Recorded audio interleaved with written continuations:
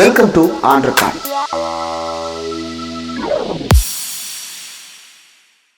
Welcome to on record. இன்றைக்கு நம்மோடு நேர்காணலுக்காக சிறப்பு விருந்தினராக பத்திரிகையாளர் திரு புன்னை வளவன் அவர்கள் இணைந்திருக்கிறார். அவரோடு பேசலாம். தொடர் வணக்கம். வணக்கம்.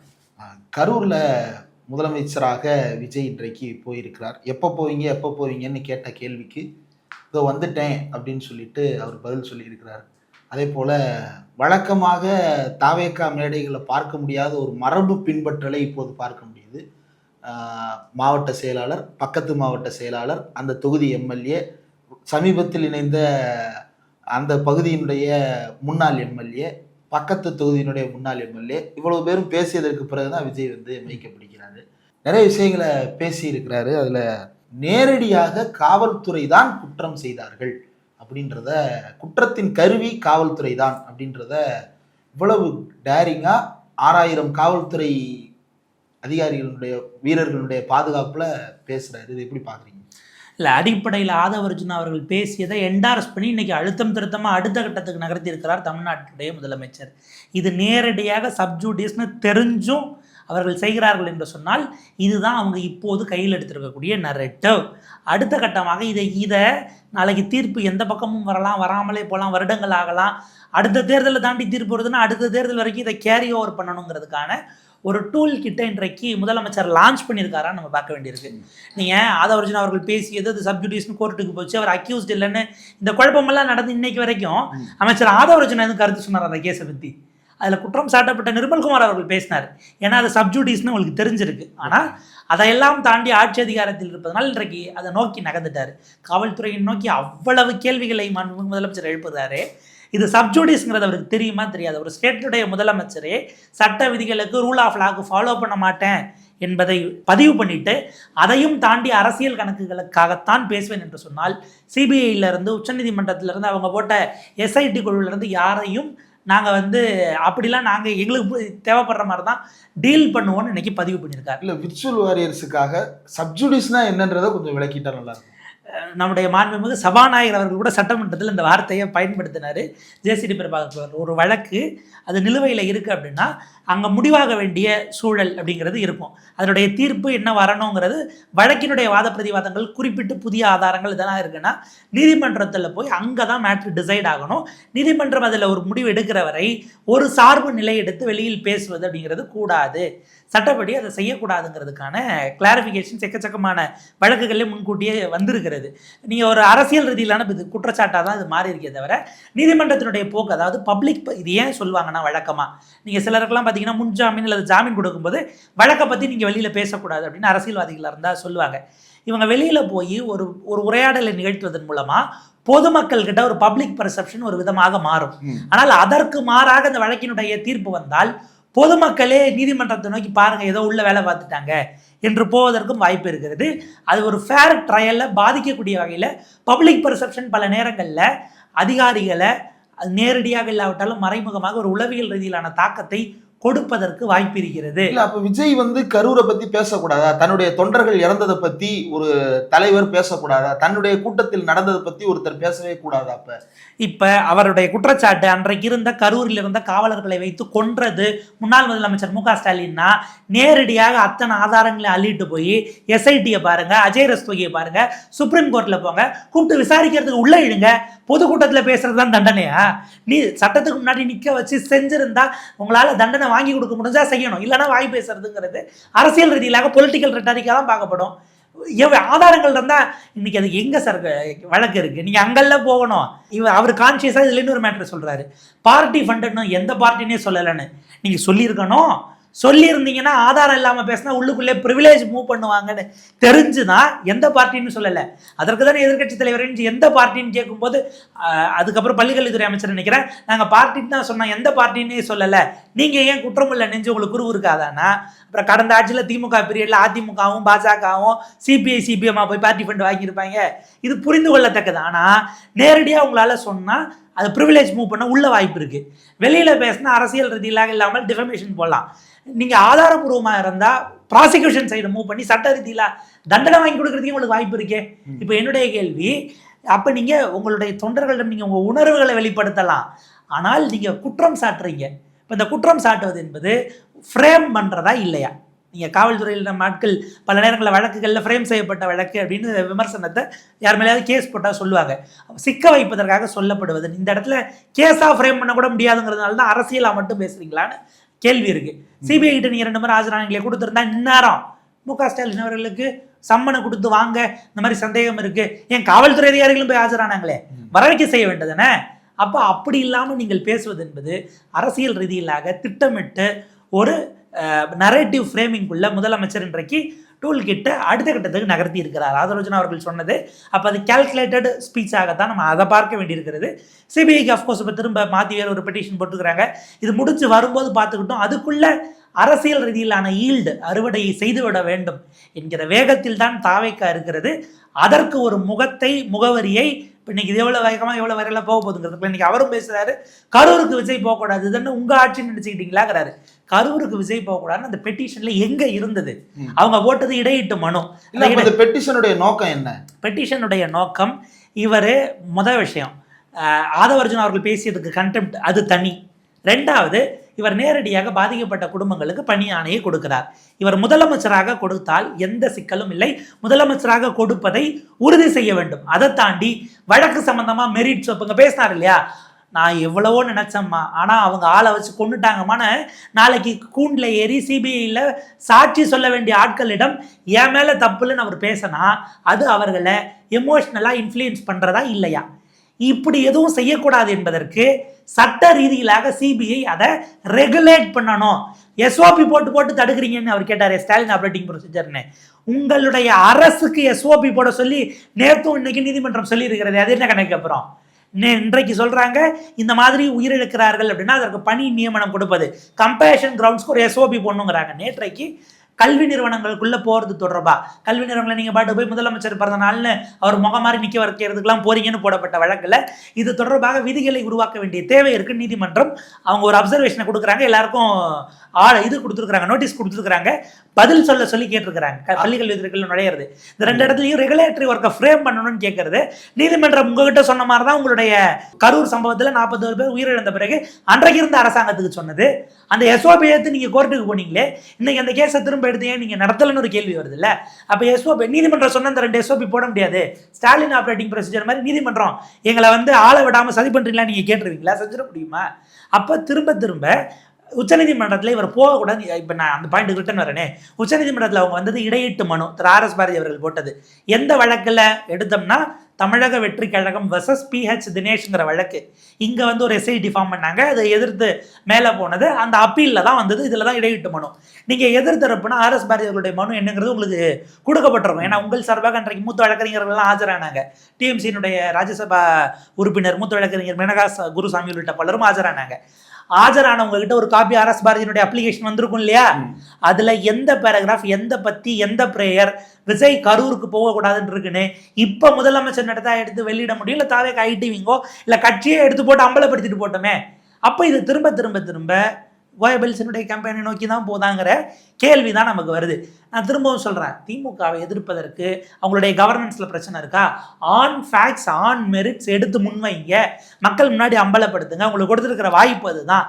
ஆனா நீங்க திரும்ப உண்மையின் பின்னால் நிற்காமல் பொய்யின் பின்னால, நரேட்டிவ்க்கு பின்னால நிக்கிறதுங்கிறது அபாயகரமானது. அது அடிப்படையில டிஎம்கேங்கிற பார்ட்டி, டிவிகேங்கிற பார்ட்டி அல்ல, நம்முடைய ஜனநாயகத்திற்கே தேர்தல் இந்த அமைப்பு முறையிலேயே ஒட்டுமொத்தமாக இருக்கக்கூடியதை குலைக்கக்கூடிய வேலை அப்படின்னு தான் நான் பார்க்குறேன். அப்போ நீதிமன்றத்தில் பேசப்படாத ஒன்று அல்லது நீதிமன்றத்தில் கோரப்படாத ஒன்று கோரப்பட்டதாக, கேட்கப்பட்டதாக பத்திரிகைகளுக்கு செய்தி அனுப்பப்படுகிறது. அது பத்திரிகைகள் எல்லாத்துலேயும், ஊடகங்கள் எல்லாத்துலேயும் செய்தி ஆகுது. அதற்கு பிறகு விஜய் அதை பேசுகிறாரு. இது இந்த ஒரு நிகழ்வுல எல்லாம் தொடர்ந்து நடக்குது. அப்போ ஊடகங்களுக்கு இது போன்ற தவறான தகவல்கள் யார் மூலமாக அனுப்பப்படுகிறது? யார் பொய்யான தகவல்களை பரப்பி கொண்டே இருக்கிறார்? இதுல ஒரு விஷயம், இன்னைக்கு அவர் பேசக்கூடியது மிக தவறானது, உண்மைக்கு மாறானது, இதெல்லாம் கரெக்ட்.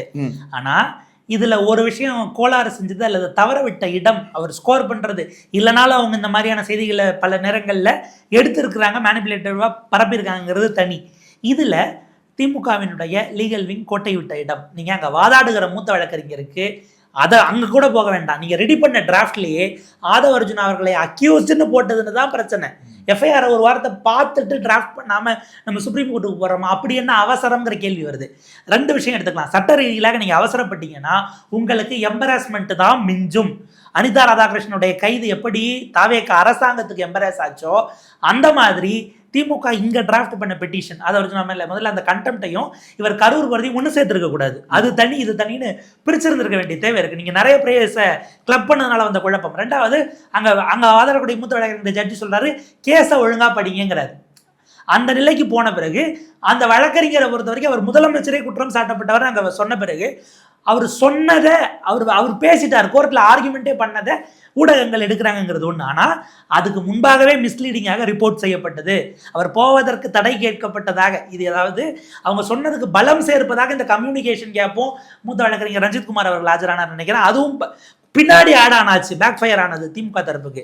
ஆனால் அதற்கு முன்பாகவே அந்த செய்தி வருது அப்படின்னா இது எங்கே இருந்து வருகிறது? குறைந்தபட்சம் அப்படியான செய்தியை வெளியிட்டவர்கள் பல நேரங்கள் என்ன பண்ணிடுறாங்க, போட்டுட்டு இல்லைன்னு வந்ததுன்னா டெலிட் மட்டும் சத்தம் இல்லாமல் பண்ணிடுறாங்க. நீங்கள் செய்தி ஊடகமாக பிரிண்டாக இருந்தால் உங்களுக்கு அச்சு ஊடகமாக இருந்தால் அடுத்த நாள் மன்னிப்பு வரணும், குறைஞ்சபட்ச பொறுப்பெடுக்கணும், வழக்கு போட்டு பல வருஷம் ஆனாலும் நீங்கள் பின்னாடி அதை ஃபாலோ அப் பண்ணிட முடியும். இங்கே தூக்கிடுறாங்க. ஆனால் இவங்க டெலிட் பண்ண கார்டு அதுக்கு முன்னாடி டவுன்லோட் பண்ணி குரூப் ஃபுல்லாக பரவனது, ஒருபோதும் அதற்கான மறுப்பு வருவதும் இல்லை. அப்படி நீங்கள் அதுலேயே கோட் பண்ணி தப்புன்னு அந்த நிறுவனமே போட்டாலும் அதை பரப்புனவங்க இதை அதே ரூட்டில் பரப்பிட்டு போவாங்களான்னு உங்களுக்கு விர்ச்சுவல் ஃபுட் பிரிண்ட்டை நீங்கள் எங்கே கண்டுபிடிப்பீங்கிற கேள்வி இருக்கு இல்லையா? அது பரவுற குரூப் வேற, இது பரவுற குரூப் வேற அப்படிங்கிறது தான். அப்போ நீங்கள் இங்கே தவறான தகவலை, மிஸ்லீடிங் இன்ஃபர்மேஷனை, வதந்திகளை, பொய்களை திட்டமிட்டு கொண்டு போகிறது ஒரு சைடாகும். அதாவது 2 ஆல்கரிதமும் வேற வேற டார்கெட்டட் யூசர்ஸை நோக்கி போயிட்டு இருக்குங்கிறதா இங்கே சிக்கலே. அப்போ இந்த இடம் கவனிக்க வேண்டியது. இதில் ஆதவ அர்ஜுனா அவர்கள் மீதான அந்த இதை அனுப்பியிருக்காங்க சிபிஐ. அவர் அஜய் ரஸ்தோகி அவர்கள் சிபிஐக்கு அதை ஃபார்வர்ட் பண்ணிட்டார். அது தனியாக இருக்கணும், மூவ் பண்ணணும். இப்போ முதலமைச்சரே அப்படியான ஒரு குற்றச்சாட்டை வைத்திருக்கிறார். இதுக்கு தனி பெட்டிஷன் டிராஃப்ட் ஆகணும். அவர் இதில் குற்றம் சாட்டப்பட்டவர் கிடையாது, ஆனால் அவர் ஒரு விட்னஸ். இந்த வழக்கில் நீங்கள் சம்மந்தப்பட்டவர், இன்னைய தேதி வரைக்கும் விட்னஸ், சார்ஜ் ஷீட்டில் பேரை போடலாம். அப்படி வந்தால் அது இன்னும் கூடுதல் சிக்கலாக போகும். அப்போ நீங்கள் வெளிப்படையாக மோட்டிவ் ஆட்ரிபியூட் பண்ணுறீங்க. சிக்கல் என்னன்னா, நீங்கள் மோட்டிவ் ஆட்ரிபியூட் பண்ணப்பட்டது அப்படிங்கிறது வழக்கில் இதுவரை விசாரணைக்கு அழைத்து கொள்ளப்படாத ஒரு நபராக இருக்கிறார். அப்போ நீங்கள் சிபிஐக்கு இதை நீங்கள் சொன்னீங்களா? சொன்னால் ஏன் கூப்பிடல? ஒரு பெட்டிஷனை உள்ளே போட்டிருக்க வேண்டியது ஏன் செய்யலை? இதெல்லாம் கேள்வி வருது. அப்போ தெரிந்தே அங்கே நீங்கள் எவிடன்ஸை கொடுத்துருந்துருக்கலாமே. இப்போ இந்த அப்படியே அன்றைக்கு விடப்பட்ட அதிகாரிகள் அவங்களாம் இப்போ என்னவா இருக்கிறாங்க? குறைஞ்சபட்சம் அவங்க மேலே அவங்கள டெம்பரரியாவாச்சும் ஒரு காத்திருப்பு பட்டியலில் போட்டுட்டு நீங்கள் உங்கள் சைடில் டிபார்ட்மெண்டல் ரீதியிலாக ஒரு நடவடிக்கைக்கு ஏன் உத்தரவிடவில்லை? செஞ்சுருந்துருக்கலாமே. உங்களுக்கு கீழே தானே இருக்கிறாங்க. அவங்களுக்கு ப்ரமோஷன்ஸ் எல்லாம் வந்தால் பரவாயில்லையா? அது ஓகேவா? அப்போ உங்களுக்கு இது திரும்ப போலீஸினுடைய முறாலை போலீஸ் அமைச்சரே இன்றைக்கு குலைத்திருக்கிறார்ன்றதான் கவனிக்கத்தக்கது. இப்போ ஐபிஎஸ் அசோசியேஷன்லேருந்து அவ்வளவு அமைப்புகள் இருக்காங்களே, அவர்கள் இதை என்னவா ரிசீவ் பண்ண போகிறாங்க, எப்படி ரியாக்ட் பண்ண போகிறாங்க?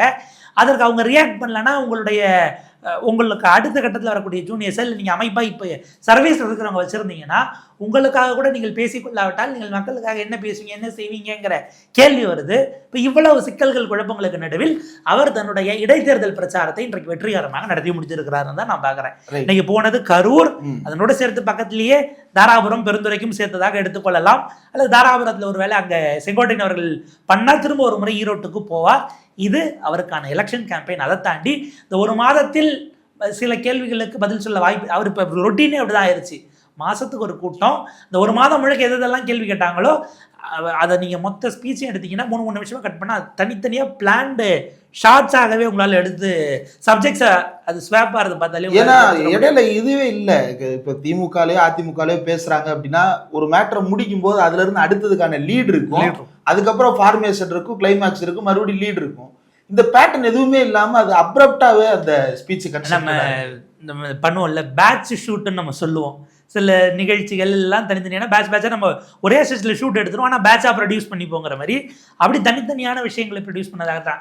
அது சரி தவறுங்கிறதெல்லாம் நம்ம சொல்கிறதுக்கு இல்லை. ஆனால் என்ன அவர் கன்வே பண்ண வந்தார், தனக்கு கரூர் மக்கள் திரும்பவும் வாக்களிக்க வேண்டும் அப்படிங்கிறத புதிய விடுறாரு. அமைச்சர் இந்து சமய அறநிலைத்துறை அமைச்சர் ரமேஷ் அவர்கள் போன கூட்டத்தில் திருச்சியில் பேசியதை இன்றைக்கு அவர் வேறு விதமாக பதிவு செய்திருக்கிறார். எதிர்கட்சிகளே இல்லாத சட்டமன்றத்தில் முதலமைச்சரை உட்கார வைப்போன்னு அவர் பேசினாரு. காலத்திற்கும் எந்திரிக்க முடியாத மாதிரி நீங்க அவங்களுக்கு பதிலடி தரணும் அப்படின்னு இன்னைக்கு இவர் பேசியிருக்கிறார். அதற்கான அர்த்தம் கண்ணு கெட்டிய தூரம் வரை எதிரிகளே இல்லை, 2.0 உருவாக்கணும் என்பதாகத்தான் நாம் பார்க்க வேண்டியிருக்கிறது.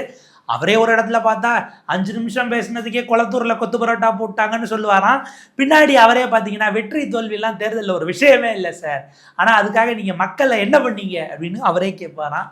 இது இன்னும் எப்படி நம்ம எடுத்துக்க வேண்டியிருக்கு, அவரே வைப்பார் அவரே எடுப்பாருங்கிறதா நம்ம அதை பார்க்க வேண்டியிருக்காங்கிற ஒரு விஷயம்.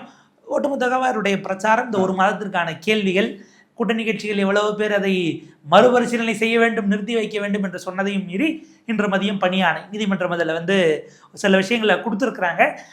அவர்களுக்கான முதல் சம்பளம் போவதற்குள் மீண்டும் இந்த வழக்கை விசாரித்து நாங்கள் சொல்கிறோன்னு சொல்லியிருக்காங்க. பட் அவர் இதை விட முக்கியமானது தாவேகா சார்பில் மணிமண்டபம் கட்டப்போகிறேன் அப்படின்னு அவர் சொல்றாரு. கரூரில் உயிரிழந்தவர்களுக்கு அடுத்த தலைமுறைக்கு அரசியல் ரீதியில என்ன நடந்துச்சுங்கிறத கொண்டு போய் நம்ம சேர்க்கணும் இல்லையா அப்படின்னு ஒரு விஷயத்த அவர் பதிவு பண்றாரு.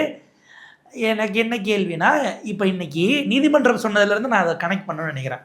நீங்கள் இந்த பணி ஆணையை கொடுங்கள், ஆனால் இது தற்காலிகமானது, சப்ஜெக்டட் டு ஜுடிஷியல் ரிவ்யூ. அதாவது இதை கொடுக்கறதுக்கே உங்களுக்கு சட்டத்தில் இடம் இருக்கா, கம்பேஷனட் கிரவுண்ட்ஸ்லன்னு என்ன பண்ணுறாங்க, டிஎன்பிசியினுடைய மெம்பர் செக்ரட்டரியை சோமோட்டோவாக வழக்கில் உள்ள சேர்க்குறாங்க.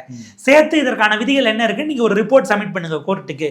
ஒன்று நாங்களே இது விதிகளுக்கு உட்பட்டதாக இல்லை அப்படின்னு ஒரு வேளை இதை குவாஷ் பண்ணாலும் பண்ணலாம், அல்லது இதை தாண்டி சிபிஐ வழக்கு உச்சநீதிமன்றத்தில் இருக்கு இல்லையா, அது முடிந்து ஒரு ஃபைனாலிட்டி வரும்போது, ஏன்னா இவங்க இந்த மனுதாரர் தரப்பில் ஆஜரானவர்கள் தீரன் திருமுருகன்கிறவர் தான் அந்த வழக்கை தொடுத்தவர், அவர் சார்பில் ஆஜரானவங்க போடும்போது கும்பகோணம் மகாமகம் நடந்திருக்கு, ஆல்ரெடி கும்பகோணம் தானது, அங்கே நடந்திருக்கு ஸ்டெர்லைட்டு. அதே போல் தருமபுரி பஸ் எரிப்பு சம்பவம், இதில் உயிரிழந்தவர்களுக்கெல்லாம் வேலை கொடுக்கலன்னும் போது ஸ்டெர்லைட் விவகாரம் அதில் ஒருத்தருக்கு கொடுக்கப்பட்டிருக்கு அப்படின்னு கவர்மெண்ட் தரப்பில் சொன்னாங்க. அது நீதிபதிகள் குறுக்கிட்டு ஸ்டெர்லைட்டு போலீஸ் எக்ஸஸ் நேரடியாக காவல்துறை செய்ததுங்கிறது உங்களுக்கு அருணா ஜெகதீசன் கமிட்டி வரைக்கும் நம்ம பார்க்கணுன்னா அதில் பார்த்துக்கலாம். அன்றைக்கு அது மொத்தமாகவே லைவ்ல ஒளிபரப்பப்பட்டது போலீஸ் எக்ஸஸ். இதில் போலீஸ் எக்ஸஸ் அப்படி நடந்ததா நம்ம சொல்ல முடியுமான்னு நீதியரசர் குறுக்கிட்டு ஒரு கேள்வியும் எழுப்பினாங்க. ஜஸ்டிஸ் சிவி கார்த்திகேயன் மற்றும் ஜஸ்டிஸ் ஆர் சக்திவேல் அவர்கள் அமர்வுன்னு நினைக்கிறேன். ஸோ அவங்க எழுப்பி அந்த கேள்விங்கிறது இருக்கு. எதர் இப்படியும் போகலாம். இப்போ உச்சநீதிமன்றம் நாளைக்கு ரொம்ப ஒரு விஷயங்கள் எல்லாம் போயிட்டு போலீஸ் நெக்லிஜென்ஸை தாண்டியும் தாவேகா தரப்பு ஒத்துழைக்கலை அப்படின்னு தீர்ப்பு வருகிறது என்று சொன்னால், இந்த பணி ஆணை கொடுத்தது தாவேகா என்கிற கட்சியின் மீது, நான் அதை சப்ஜெக்டிவாகவே சொல்கிறேன், அப்படி வரலாம் வராமல் போகலாம், 50-50 ப்ராபபிலிட்டி இல்லை ஷேர்டு ரெஸ்பான்சிபிலிட்டின்னு வருது அப்படின்னா அரசாங்கம் ஏன் வேலை தர வேண்டும்? நாளைக்கு அதனுடைய லீகல் கன்க்ளூஷன் தாவேகா தரப்பில் செய்த தவறுகள் அதிகமாக பட்டியலிட்டு காவல்துறை இந்த மாதிரி சொல்லி கேட்கலன்னு வந்தால், நீங்கள் கொடுத்ததை எதுக்கு நீங்கள் இதை வாபஸ் வாங்கிடுவீங்களா, இல்லை நீதிமன்றம் அதை குவாஷ் பண்ணுற நிலைக்கு போகுமா? அப்போ அவர்களுக்கு நீங்கள் உங்களுடைய, அதாவது ஒரு பேராசிரியர் ஒருவர், எனக்கு அவங்க பேர் மறந்து போச்சு, ஃபேஸ்புக்கில் அவங்க எழுதியிருந்தாங்க, அரசு பணி என்பது பப்ளிக் ட்ரஸ்ட் சார்ந்ததாக இருக்கணுமே தவிர பொலிட்டிக்கல் காம்பன்சேஷனாக இருக்கக்கூடாது அப்படின்னு எழுதியிருந்தாங்க. அதை நீங்கள் மாறுறீங்க, அதை மீறுறீங்க, அதை உடைக்கிறீங்க. ஒரு புதிய பிரசிடென்ஸை தாவேகா இந்த வகையில் செட் பண்ணுகிறது. இன்னொரு வழக்கை பற்றியும் அவர் குறிப்பிடுறாரு, மேகதாது வழக்கு. திமுக வாதாடவே இல்லைன்றாரு. அந்த கேஸை அட்மிட்டே பண்ண முடியாதுன்னு உச்சநீதிமன்றம் ரிஜெக்ட் பண்ணதாக தான் எனக்கு ஞாபகம் இருக்குது. ப்ராஜெக்ட் ரிப்போர்ட் வந்திருக்கு, அதை காவிரி வாட்டர் மேனேஜ்மெண்ட் அத்தாரிட்டி பரிசீலிக்குது. கட்டாத டேமுக்கு தடை கேட்டு இங்கேயும் வரீங்க, அங்கே போங்க அப்படின்னு நான் படித்ததா நினைவு. ஆனால் விஜய் என்ன சொல்கிறாருன்னா, திமுக அரசு அந்த வழக்கை வாதாட தவறியதால், முறையாக வாதாட தவறியதால் அந்த கேஸை தள்ளுபடி செய்தார்கள் அப்படின்னு அவர் சொல்கிறாரு. என்ன விஷயம்? இதில் அடிப்படையில் அன்றைக்கு மேகதாது ப்ராஜெக்ட்ஸ் வந்ததும் நம்ம நீதிமன்றத்துக்கு போகிறோம். உச்சநீதிமன்றம் அன்றைக்கு இருந்த தலைமை நீதிபதி தலைமையிலான 3 நீதிபதிகள் அமர்வில் அது விசாரணைக்கு வருகிறது. வரும்போது அவங்க சொன்னது, இது ரொம்ப ப்ரீமெச்சூர், அவங்க கட்டுவாங்களா, அதுக்கான சாங்ஷன்ஸ் இருக்குது, என்விரான்மெண்டல் கிளியரன்ஸ் இருக்கும், இன்னும் பல விஷயங்கள் இருக்கும், அதுக்கான ஃபண்டை கொண்டு வரணும், யூனியன் கவர்மெண்ட் சைட்லேருந்து அதுக்கான கிளியரன்ஸ் இருக்கும், இவ்வளவு இருக்கும் பொழுது கிளியர் ஆகுமானே தெரியாத சமயத்தில் நீங்கள் ப்ரீமெச்சூராக வர முடியாது. அதை தாண்டி நாங்கள் இதற்கான அத்தாரிட்டிஸ் ஆல்ரெடி பிரித்து கொடுத்துட்டோம் உங்களுக்கு. நாங்கள் அந்த போர்டா இல்லை இங்கே அத்தாரிட்டியா ஆணையமா வாரியமா இந்த பிரச்சனைலாம் ஓடிட்டு இருக்க காலத்தில் அவங்க என்ன சொல்லிட்டாங்க, அதுலேயே குழப்பம் மேலே போகும்போது 25 வருஷத்துக்கு வராதிங்கன்னு சொல்லி உங்களை நாங்கள் அனுப்பியிருக்கோம், திரும்ப வராதிங்க தாவாங்கிற மாதிரியான ஒரு டேர்மை சொல்லி தான் அவங்க திரும்ப அனுப்பிவிட்டாங்க. அது அந்த காரணத்தின் காரணமாக நீங்கள் கட்டுவாங்களாங்கிறத எல்லா ஸ்டெப்பும் கிளியர் ஆகி வந்துருச்சா, ப்ரப்போசல் தானே என்பதற்காகத்தான் அந்த வழக்கு அட்மினிஸ்ட்ரேட்டிவ் ஸ்டேஜில் திருப்பி அனுப்பப்பட்டு அதற்கு அடுத்தபடியாக அதை கண்டித்து தமிழ்நாட்டினுடைய சட்டமன்றத்தில் தீர்மானம் நிறைவேற்றப்படுகிறது. இன்றைக்கு உங்களோடு கூட்டணியில் இருக்கிற அத்தனை பேரும் இந்த தீர்மானத்தை வரவேற்று அன்றைக்கு வாக்களித்திருக்கிறார்கள். அதில் அத்தனை பேரும் பேசியது நம்முடைய சட்டமன்ற குறிப்பிலேயே இருக்கிறது மாண்புமிகு முதலமைச்சருடைய கவனத்திற்கு. சரி, அப்ப அவங்க எடுத்து உள்ள சரியாக வாதாடாததால் அப்படின்னா அந்த கேஸை திரும்ப ரிஃபைன் பண்ணி இப்போ நீங்க போடுங்களேன், போட்டு திமுக செய்ய தவறியதை அம்பலப்படுத்துவதாகவும் ஒரு சைடு போகும், இன்னொன்று தமிழ்நாட்டினுடைய உரிமை நிலைநாட்டியதாகவும் இருக்குமே, ஏன் நீங்க அப்படி நகரக்கூடாது? அப்ப திரும்பவும் நரேட்டிவ்க்குள்ளே போகிறாங்க. அப்போ இதில் அன்றைக்கு அவங்களோட கூட இருந்தவங்கெல்லாம் இதில் என்ன நிலைப்பாடு எடுக்க போகிறாங்க? அன்றைக்கு மேகதாது விவகாரத்தில் இங்கே முதலமைச்சர் கொண்டு வந்த தீர்மானத்தை ஆதரித்து வாக்களித்த கூட்டணி கட்சிகள் என்ன சொல்ல போகிறாருங்கிற கேள்வி இருக்குது. கூடுதலாக அவர் சொல்கிறாரு, இணக்கமாக எல்லாத்துக்கும் எதிர்த்து என்னத்தை சாதிச்சோன்னு அவர் அதில் பேசும்போது ஒரு வார்த்தை கேட்குறாரு. மத்திய அரசோட எல்லாத்துக்கும் தொட்டுப்பார் சீண்டிப்பார்னு. நீங்கள் கையெழுத்து போட்ட 2 விஷயங்கள் இப்போ சமீபத்தில் கடந்த 3 நாட்களில் மட்டும் செய்தி, கூடுதலாக தமிழ்நாடு அரசுக்கு 14,000 கோடி ரூபாய் நிதி சுமை வந்திருக்கிறதுங்கிறது ரிப்போர்ட்டட் நியூஸ். நீங்கள் இல்லைன்னா மாண்புமிகு முதலமைச்சர்கள் தவறான செய்தியாக இருந்தால் அதை ஊடகங்கள் வெளியிட்ட பிறகு அதுக்கு மறுப்பு அரசு தரப்பில் கூட தெரிவிக்கணுமே. முதலாவதாக 125 நாள் விபி ராம்ஜி நீங்கள் கையெழுத்து போட்டீங்க. அதில் கொடுமை என்னன்னா, இன்னைய தேதிக்கு சட்டமன்றத்தினுடைய குறிப்பேட்டின்படி விசி ராம்ஜியை தமிழ்நாடு எதிர்க்கிறதுங்கிறது தான் லேட்டஸ்ட் தீர்மானம். ஏன்னா தேர்தலுக்கு முன்பாக பல மாநிலங்களில் எதிர்த்து சட்டம் தீர்மானம் கொண்டு வந்தார்கள். அன்றைய முதலமைச்சர் மு க ஸ்டாலின் அவர்கள் கொண்டு வந்த தீர்மானத்தை வரவேற்று, அதாவது சட்டத்தை எதிர்த்து கொண்டு வந்த தீர்மானத்தை வரவேற்று கம்யூனிஸ்டுகள் 2 CPI CPM Visika Congress IUML எல்லாரும் வாக்களித்திருந்தார்கள். அதனுடைய ஒரிஜினல் சட்டத்தை நாடாளுமன்றத்திலே எதிர்த்து வாக்களித்தார்கள். ஆனால் சட்டமன்றத்துக்குள்ளே நீ ஸ்டேட்டஸ் படி அதுதான் கடைசி. சிபிஐ வீரபாண்டியன் அவர்கள் முதலமைச்சர்கிட்ட ஒரு 15-20 நாளைக்கு முன்னாடியே சொன்னார், நீங்கள் அதை எதிர்க்கிறோன்னு ஒரு தீர்மானத்தை இந்த அரசினுடைய நிலைப்பாடுன்னு கண்டினியூட்டியாக சட்டமன்றத்தில் ஒரு பில்லை கொண்டு வாங்க அப்படின்னு சொன்னார். எதையுமே அதை பரிசீலனை செய்யாமல் ஏற்றுக்கொண்டோன்னு சொல்லிட்டீங்க. 20-25 நாளைக்கு முன்னாடி மாணிக்கம் தாகூர் அவருடைய ட்வீட்டில் பதிவு பண்ணுறாரு, இந்த விபிஜி ராம்ஜியை கொண்டு வந்ததுனால கடந்த ஆண்டு வரை நம்ம 1000 கோடி கொடுத்தா அவங்க 9,000 கோடி கொடுத்தாங்க, இப்போ நீங்கள் அதை அதிகப்படுத்திட்டீங்க, நாம் 5000 கோடி கொடுக்கறதா வருது, தமிழ்நாட்டுக்கு இப்படி நிதி நாங்கள் உங்களுக்கு செலுத்தியும் எங்களை ஏன் வஞ்சிக்கிறீங்கன்னு கேட்டவர் மாணிக்கம் தாகூர். ஆனால் இதை ஏற்றுக்கொள்வதாக இந்த அரசு அறிவித்ததுக்கு அவர் இப்போ வரைக்கும் கருத்து தெரிவிக்கல. இது ஒரு அங்கே கூடுதலாக எக்ஸஸாக ஒரு 4000 கோடி வரைக்கும் வருதா. இந்த பக்கம் ஜல்ஜீவன் 2.0 கையொப்பமிட்டதன் காரணமாக கூடுதலாக 8000 to 9000 கோடி வரப்பு அடிஷ்னல் பேர்டன் நமக்கு வந்திருக்குன்னு செய்திகள் ரிப்போர்ட் ஆயிருக்கு. இது 2த்தையும் கூட்டினோம்னா உங்களுக்கு 9+5னா ஏறத்தாழ உங்களுக்கு 13 to 14,000 கோடி கூடுதலாக இந்த அரசுக்கான நிதி சுமை. இது போக இந்த 2 திட்டத்திலும் ஜல்ஜீவன் 1.0 ஆகட்டும், இல்லை இதில் இவர் கையெழுத்து போட்ட விபிஜி ராம்ஜிலே பழைய நிலுவைத் தொகைகள் எவ்வளோ இருக்குன்னு நம்ம பார்க்க வேண்டியிருக்கு. அதெல்லாம் பெண்டிங் டியூஸாகவும் இருக்குது. இதெல்லாம் இல்லாமல் இப்போ நீங்கள் கையெழுத்து போட்டுட்டீங்க, ஃபண்டுக்கு எங்கே போவீங்க? அப்போ நீங்கள் டிரான்ஸ்பரன்சின்னு சொல்கிறதெல்லாம் உங்களுடைய இது சார்ந்ததாக இருக்குது. அதாவது உங்களுக்கு சாதகமாக திமுகவின் மீதான விமர்சனங்கள் இல்லை அங்கே இருக்கக்கூடிய டிஸ்கிரிபன்ஸை நீங்கள் தைரியமாக வெளியிடுறீங்க. உங்கள் தரப்பில் டிரான்ஸ்பரன்சினா நாங்கள் தான் பார்த்தோமே, அரசு அலுவலகங்களில் எங்கேயாவது லஞ்சம் கேட்குறாங்களா? ஒரு ஆஃபீஸில் இருக்காங்க ஊழல் ஒளிந்தது, ஊழல் கம்ப்ளீட்டாக கொண்டு போய் சீப்பை ஒழிச்சு வைக்கிற மாதிரி ஒழிச்சு வச்சுட்டாங்க. நல்லது, வரவேற்கத்தக்கது. ஒழிஞ்சிருச்சுன்னா வரவேற்கத்தக்கது தான். திரும்ப இந்த லாஸ்ட் ஒரு அவரை டிவிஎஸ்சிக்கு புதிய தலைவரை போட்டு இந்த சர்ப்ரைஸ் ரைடு விட்டு நாங்கள் ஆர்டிஓ ஆஃபீஸ்க்கு போனோம், அங்கே போனெல்லாம் பிடிச்சிக்கல. அதெல்லாம் எந்த படம்? எதுவும் பேங்க்ல இருந்து ஏடிஎம்க்கு போனதை கொள்ளடிச்சு கொண்டு வந்து இந்த ஆஃபீஸ்லாம் பதுக்கி வச்சுட்டு போயிட்டாங்களா? போன ஆட்சியில் வாங்கின பணத்தை ஆஃபீஸில் பத்திரமா வச்சிருந்துருக்க மாட்டாங்க. வாய்ப்பு இருக்கும். அதில் வேற 2 அட்ரஸ் எல்லாம் போட்டு அந்த ஸ்லிப்லாம் உள்ள கட்டு 100 இது பண்ணி உள்ள 2 அட்ரஸ்லாம் சமயத்தில் போட்டிருக்க வாய்ப்பு இருக்கு. பவுடர் கூட போட்டு வச்சிருப்பாங்க. அப்படி போட்டால் ஃபிங்கர் பிரிண்டோட பழைய அமைச்சர்களுடைய கைரேகையும் உள்ள இருக்கலாங்கிற வாய்ப்பு இருக்கு. அதெல்லாம் எங்க நான் என்ன சொல்றேன், அதுக்கான வேலைகளை நாங்கள் செய்கிறோம்னு நீங்கள் சொல்றதுக்கு உங்களுக்கு எல்லா விதமான உரிமைகளும் இருக்கிறது. ஆனால் மொத்தமாக ஒழிஞ்சு போச்சுங்கிறது உண்மைக்கு மாறாக இல்லையா? நீங்கள் செஞ்சிருந்தால் எடுத்து கொண்டு வந்து ப்ராசிக்யூட் பண்ண வேண்டியது தான். உங்களுக்கு தேவை கைதா கன்விக்ஷனாங்கிற இடம் இருக்கு இல்லையா?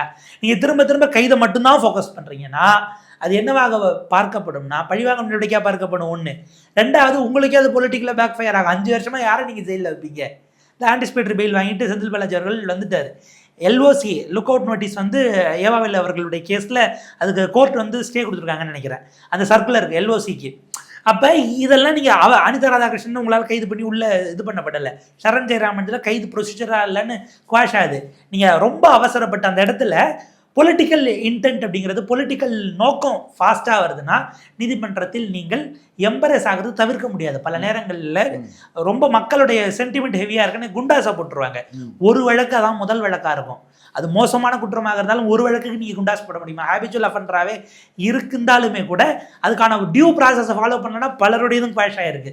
நினைவுகள் சரியாக இருந்தால் அண்ணா யூனிவர்சிட்டி கேஸில் ஞானசேகரன் மேலே போடப்பட்ட குண்டாசை உடைந்ததான் எனக்கு ஞாபகம். அந்த வழக்கில் கன்விக்ஷன். நீங்கள் பப்ளிக் சென்டிமெண்ட்டுக்காக இப்படி செய்யறது அல்லது உங்களுடைய பொலிட்டிக்கல் கால்குலேஷன்ஸை தீர்த்து கொள்வதற்காக செய்வது என்றது போகும்போது அது எப்படி சரியானதாக இருக்குங்கிறது ஒன்று. சட்டப்படி அது தவறு. 5 வருஷம் உள்ளே வைக்க முடியாது. நான் எப்படினாலும் வெளியே வர தான் போகிறாங்க. வந்தால் அது பொலிட்டிக்கலி அவங்களுக்கான மைலேஜ். அது அரசியல் ரீதியிலாகவும் அது தவறு, சட்ட ரீதியிலாகவும் தவறுங்கிறது தான் நம்ம பார்க்க வேண்டியிருக்கு. அஃப்கோர்ஸ் அவர் இதோட அடுத்த இடைத்தேர்தலில் அறிவிக்கிறதுக்கு இன்னும் நமக்கு போகுமான்னு தெரியல. என்னாலும் திருச்சி கிழக்குக்கு வச்சிடலாம். அதுக்கு ஆல்ரெடி கேம்பெயின் முடிச்சதுனால போவாரான்னு தெரியல. இன்னும் ரிசைன் பண்ணுவதற்கு காத்திருக்கிறவர்கள் பட்டியல் வந்தால் எங்கே போவாருன்னு நம்ம கணக்கிடலாம்னு நான் நினைக்கிறேன். ரைட். நிறைவாக ஒரு கேள்வி. இப்போ நீங்கள் ஆரம்பத்திலேருந்து கேட்கும்போது ரூல் ஆஃப் லா படி நீங்கள் இதை போய் சிபிஐயில் ஏன் கேட்கல, நேச்சுரல் ஜஸ்டிஸ் படி நீங்களே அமைச்சராக இருந்துக்கிட்டு நீங்களே உங்கள் துறை தப்பு பண்ணிடுச்சுன்னு ஒத்துக்கிறீங்களே, இது எப்படி பொருத்தமாக இருக்கும்? அந்த வழக்கில் நீங்கள் இப்படி உண்மைக்கு மாறானதை பேசுகிறீங்களே அப்படின்னு சொல்கிறீங்க. இந்த உண்மைக்கு மாறானது ஃபேக்ட் ஆர் ஃபேக் அப்படின்றது, அல்லது ஃபேக்டா மிஸ்லீடிங்கா அப்படின்றதெல்லாம் இன்றைய அரசியல் சூழலில் உண்மையிலே ரோல் ப்ளே பண்ணுதா, அல்லது வெறுமனே ஒரு ரெட்டாரிக்கலி கிரியேட்டட் ரீல்ஸ் அதுதான் ரோல் ப்ளே பண்ணுதா? இது எப்படி புரிஞ்சுக்கிறது? நம்ம ஒரு பக்கம் இன்ஃபார்ம்டு க்ரௌட் அப்படின்றது தமிழ்நாட்டுக்கு உள்ள அடைமொழி. இந்தியா அளவில் ரொம்ப இன்ஃபார்ம்டான பீப்புள் இவங்க, அதனால தான் ரொம்ப முற்போக்காக இருப்பாங்க அப்படின்றதெல்லாம் சொல்லப்படுது. ஆனால் இன்னொரு பக்கம் இந்த நேச்சுரல் ஜஸ்டிஸோ ரூல் ஆஃப் லாவோ அல்லது கான்ஸ்டியூஷனுடைய அத்தாரிட்டியோ இது எதுவுமே முறையாக பின்பற்றப்படவில்லை. இந்த அரசு வந்ததற்கு பிறகு இந்த செக்ரட்டரிஸ் அப்பாயின்மெண்ட்டை தவிர வேற எந்த இதுவுமே ஜிஓ வெப்சைட்ல வரவே இல்லை. இதுக்கு முன்னாடி திமுக அரசு இருந்தபோது ஜிஓ அந்த இமீடியட் டேவோ அல்லது இமீடியட் நெக்ஸ்ட் டேவோ அப்லோட் ஆகிருக்கு. சில விஷயங்கள் லேட் ஆகிருக்குது. ஆனால் எந்த ஜிஓவுமே ரிலீஸ் ஆகாமல் இருந்ததில்லை. கடைசியாக அந்த அரசு பொதுவெளியில் வைத்த ஜிஓ அமைச்சர்களுக்கு துறை ஒதுக்கீடு செய்தது. இப்போ இது இந்த ரெட்டாரிக்ஸை மட்டுமே தான் நம்பி இருக்கிறாங்களா? இது எந்த அளவுக்கு அவங்களுக்கு கை கொடுக்குது? இது எந்த அளவுக்கு திமுக சரியாக இதை கவனித்திருக்கு? என்ன சிக்கல்னா, தே ஹாவ் டேஸ்டட் பிளட் அப்படின்னு ஆங்கிலத்தில் வாழ்த்துருக்குல்ல, அவங்க இதில் ருசி பார்த்துட்டாங்க. இன்றைக்கு ஊடகவியலாளர்களை அவங்க எங்கே தாண்டி உட்கார வச்சாங்கிறதுக்குள்ள இது ஃபஸ்ட் டைம் இல்லை. திருச்சி கூட்டத்திலும் இது நடந்தது. உங்களுக்கு பாஸ் கொடுத்துருக்குறீங்க நீங்கள் செய்தி விளம்பரத்துறையின் சார்பாக, இல்லை அங்கே செக் பண்ணிவிட்டு இல்லை அங்கே டிஸ்ட்ரிக்ட் அட்மினிஸ்ட்ரேஷன் சார்பாக பாஸ் கொடுத்தும் உங்களுக்கு வெளியில் நாங்கள் ஷெட்டு போட்டிருக்கோம் நீங்கள் அங்கே போங்கன்னு அனுப்புறீங்கன்னா எனக்கு சேட்டலைட் மீடியாவே வேண்டாங்கிற நிலையும் அவர்களிடம் இருக்கிறது. எங்களுடைய கண்ட்ரோல், எங்களுடைய ஒர்க் அப்படிங்கிறது கம்ப்ளீட்டாக வேறு, நாங்கள் கனெக்ட் ஆகிறதுக்கான ரூட்டே வேறுன்னு இந்த சிஸ்டத்தின் மீது, அதாவது உங்களுக்கு மெயின் ஸ்ட்ரீம் மீடியாவின் மீதான ஒரு குறை மதிப்பீடு இல்லை தேவையே இல்லைங்கிற ஒரு பார்வை இருக்குது. இரண்டாவது மிக முக்கியமாக நீங்கள் கேட்டது, ஆக்சுவலாக ஒரு சீனியர் ஜேர்னலிஸ்ட் ஒருத்தவங்க ஒரு நேஷனல் மீடியாவில் ஒர்க் பண்ணுறவங்க சும்மா ஆஃப் த காலில் பேசிட்டு போது சொன்னது, மீம் மாதிரி சொல்லணும்னா ஒரே அசிங்கமாக போச்சு குமார் அப்படின்னு ஒரு மீம் டப்லேட் இருக்கும்ல. முன்னாடிலாம் தமிழ்நாடுனா அப்படி இப்படின்னு என்னோட கொலீக்ஸ் கிட்ட டெல்லியில் இருக்கிறவங்க பாம்பேயில் இருக்கிறவங்களுக்குலாம் பேசிகிட்டு இருந்தேன். எலெக்ஷன் ரிசல்ட் வந்த பிறகு நீ வச்சு செய்யின்னு செய்கிறாங்க அப்படிங்கிற மாதிரி அவங்க குறிப்பிட்டிருந்தாங்க. இது சரி தவறுங்கிறது அல்ல, அது எங்கே தவறு செஞ்சோம், எங்கே கோட்டை விட்டோம், உரையாடல் நிகழ்த்துவதற்கு அந்த சோகால்டு இன்டெலெக்ட் கிளாஸ் எங்கே தவற விட்டாங்க, இதெல்லாம் சமூகமாக நம்ம பரிசீலனை செய்ய வேண்டியது. ஆனால் அரசியல் ரீதியிலாக இவர்கள் பரிசீலனை செய்ய வேண்டியது வேறு ஒரு தளத்தில் இருக்கிறது. இன்றைக்கி என்ன எனக்கு கேள்வினா, இந்த குதிரை பேரம் அப்படிங்கிறதோ, கேபினெட்டுக்குள்ளே ஆட்கள் போகிறதோ, இல்லை டிரான்ஸ்பரண்ட்டாக இவர்கள் இல்லைங்கிறதோ பப்ளிக் ரிலேட் பண்ணக்கூடிய பிரச்சனையானே எனக்கு ஒரு கேள்வி எழுது. இப்போ அவர் பேசுகிறாரு விவசாயிகள் பற்றி நான் சொன்னது தான் என்றைக்கும் நமக்கான நான் உங்களுக்கு கூட தான் நிற்பேன்னு. எக்மோருக்கு போராடுறாங்க விவசாயிகள், நீங்கள் அறிவித்தபடி தள்ளுபடி செய்யணும்னு. அதற்கு அவ்வளவு ஆன்லைனில் அவங்க அனுபவிக்கக்கூடிய விமர்சனங்கள், வதைகள், பகடி பேச்சுக்கள் அவ்வளவும் குவியுது.